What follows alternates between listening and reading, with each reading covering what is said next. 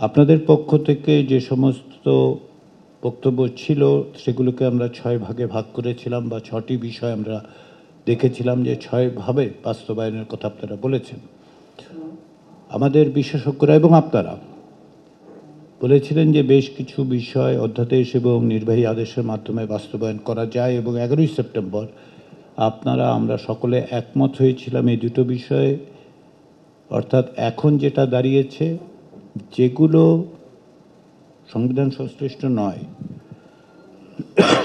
সেগুলোকে বাস্তবায়নের জন্য সরকারের পক্ষ থেকে ইতিমধ্যেই পদক্ষেপ গৃহীত হয়েছিল। তারপরেও এখন একটি জাতীয় ঐকমত্য আছে যে সরকার এগুলো করতে পারেন, এবং সরকারের পক্ষ থেকে সে সমস্ত ব্যবস্থা নেওয়া হচ্ছে, পদক্ষেপ নেওয়া হচ্ছে।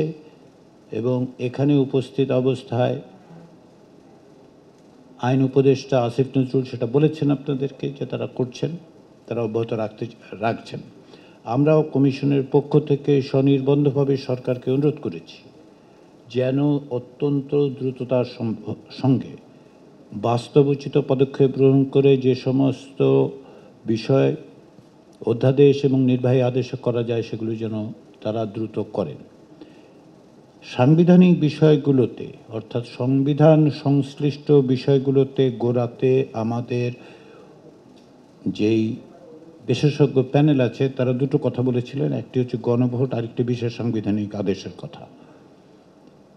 সমস্ত কিছু বিবেচনা করে প্যানেলের পক্ষ থেকে আমাদেরকে একটি পরামর্শ দেওয়া হয়েছে, যেটি আপনাদের সামনে আমরা উপস্থাপন করেছি। আমাদের দিক থেকে আমরা কমিশন মনে করি যে যদি আমরা সরকারকে একাধিক পরামর্শ দিতে পারি বাস্তবায়নের, সেটা তুলনামূলকভাবে সরকারের জন্য সহজতর হবে বিভিন্ন বিষয় বিবেচনা করে, এবং প্রয়োজনীয় আইনি সাংবিধানিক বিষয়গুলো খতিয়ে দেখে তারা পদক্ষেপ নিতে পারবেন। আমরা চাই যেটা খুব দ্রুত সম্পাদিত হোক, আমরা এক জায়গায় এই পরামর্শগুলো দিতে পারি। আপনারা জানেন যে মাননীয় প্রধান উপদেষ্টা জাতিসংঘের সাধারণ পরিষদে অংশগ্রহণের জন্য 21শে সেপ্টেম্বর থেকে দেশের বাইরে থাকবেন, নিউ ইয়র্কে থাকবেন জাতিসংঘের সাধারণ পরিষদে বক্তব্য রাখার জন্য এবং অন্যান্য কিছু বৈঠকে উপস্থিত থাকার জন্য। তিনি 2রা অক্টোবর ফিরবেন। আমরা এই প্রক্রিয়াটির পরিণতির জায়গা, অর্থাৎ আমাদের দিক থেকে যে সুপারিশ, সেটা আসলে প্রধান উপদেষ্টার উপস্থিতিতে তার সাথে আলোচনা করে দিতে চাই।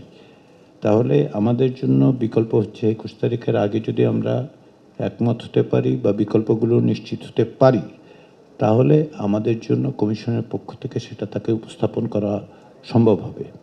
অন্যথায় আমাদেরকে কিছুটা সময় নিতে হবে, যেহেতু তিনি উপস্থিত থাকবেন না।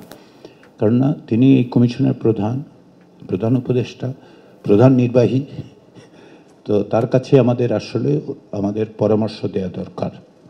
তো সেই জন্য আমরা আশা করছি যদি আমরা 21 তারিখের মধ্যে এক জায়গায় আসতে পারি, অন্যথায় আমাদের একটু সময় নিয়ে 2রা অক্টোবর বা তৎপরবর্তী সময়ে ওনার কাছে এটা উপস্থাপন করতে হবে। এবং আমি অনুমান করি এটি উপস্থাপনের সময় তার সঙ্গে আমাদের আলোচনাও করতে হবে যে কী কী পরিস্থিতির মধ্যে